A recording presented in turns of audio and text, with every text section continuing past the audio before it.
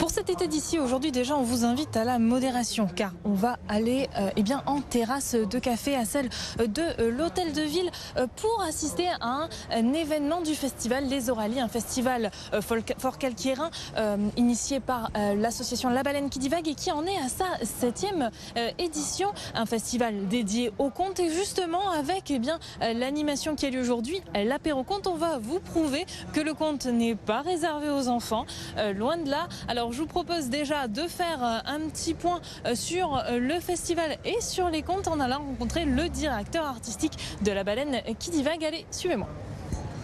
Nous avons donc rejoint Laurent Descartes, vous êtes le directeur artistique de La Baleine qui divague, l'association qui organise ce festival des Oralies, un festival qui, on l'a dit, dont on est donc à sa 7e édition. Qu'est-ce qui fonctionne 7 ans pour un festival? C'est quand même déjà énorme. Eh bien, ce qui fonctionne, c'est simplement qu'on passe des contes. Et les contes, ce sont des vieilles histoires que tout le monde pense connaître et que personne ne connaît en fait. Et qui ont des choses vraiment importantes à nous donner, à nous raconter. À preuve, ils sont encore là après quelques centaines d'années avec juste la parole comme support. Donc, je pense que c'est le conte qui est important. Et c'est ce qu'on voit festival après festival. On voit un public qui se renouvelle. On voit des gens qui ont entendu des contes, qui sont fidèles et qui reviennent, et des gens qui découvrent ça pour la première fois et qui font une découverte incroyable pour eux. Ils ne pensaient pas que ça les intéresserait, ils sont accrochés et du coup on les voit revenir le jour d'après, le jour ensuite. Voilà, c'est ça qui marche.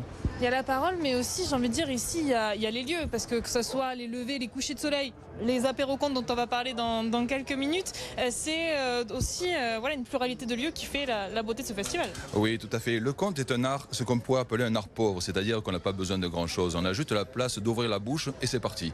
Donc on aime, nous, amener le conte dans des endroits un peu incongrus, insolites, pour aller à la rencontre des gens, pour que les gens entendent ce qui leur appartient, puisque le conte c'est un patrimoine commun, ça appartient à tout le monde.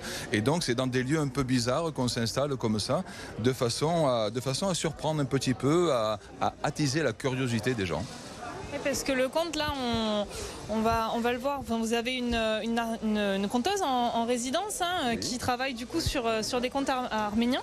Le conte, du coup, ça fait voyager, ça peut parler à tout le monde, peu importe d'où il vient au final. Complètement. Les contes sont vraiment universels. Les contes, ils partent de l'humain dans ce qu'il est, et l'humain, il est finalement, les ressorts de l'humain sont les mêmes partout, ce qui fait qu'on s'aperçoit de façon étonnante que des contes traditionnels qu'on connaît chez nous, eh bien on peut les retrouver avec d'autres habillages culturels, mais dans d'autres endroits du monde. Et des petits chaperons rouges, vous en trouvez en Afrique, au Tibet et chez nous. Voilà. Le conte s'adresse vraiment à tout le monde. Dans les veillées traditionnelles, c'était les adultes qui se racontaient les contes entre eux. Et les enfants pouvaient entendre, mais ça n'était pas fait pour eux. Les contes, ils sont faits vraiment pour tout le monde. Un petit mot avant d'aller écouter justement l'apéro conte.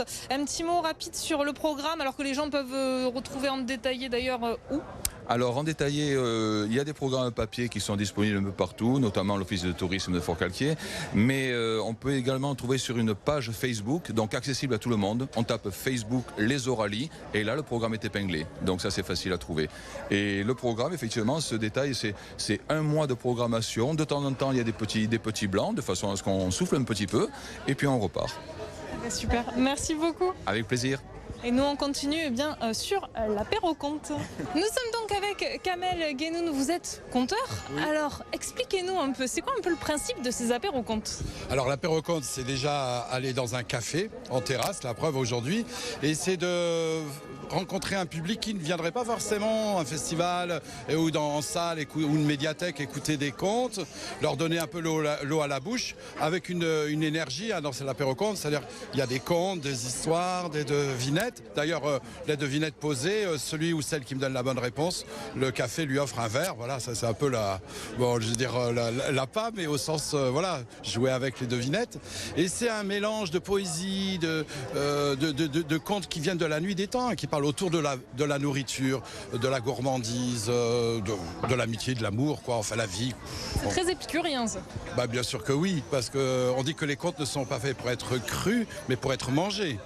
Donc tout doit se manger, se digérer, et pourquoi pas pour mieux écouter des grandes histoires après. Voilà. Et dans la même idée, le conte, c'est pas réservé qu'aux enfants? Eh bien, c'est là où il y a peut-être nous sommes ambassadeurs, ambassadrices.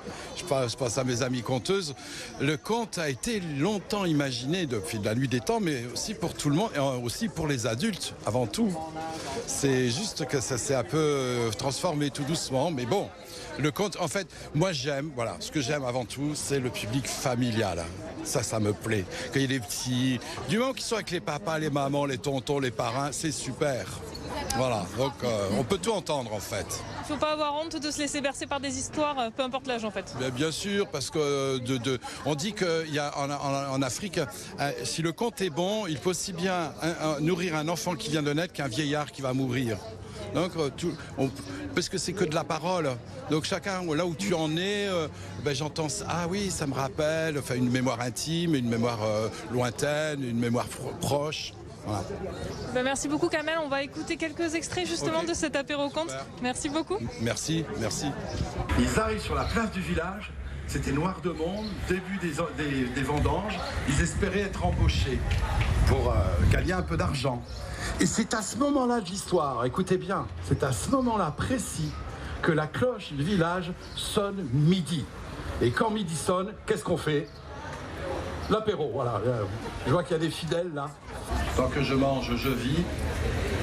Dès que je bois, je meurs, qui suis-je? En général, moi, ça me laisse le temps de boire mon verre. Le feu. Olivier, moi, le feu. Quand je mange, je vis, mais si je bois, je meurs. Le feu.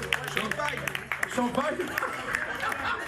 Vous l'aurez donc peut-être compris, le principe est simple. Le conteur va raconter au fur et à mesure des contes qui sont entrelacés d'une devinette à la fin. Celui qui répondra juste aura le droit d'avoir un verre.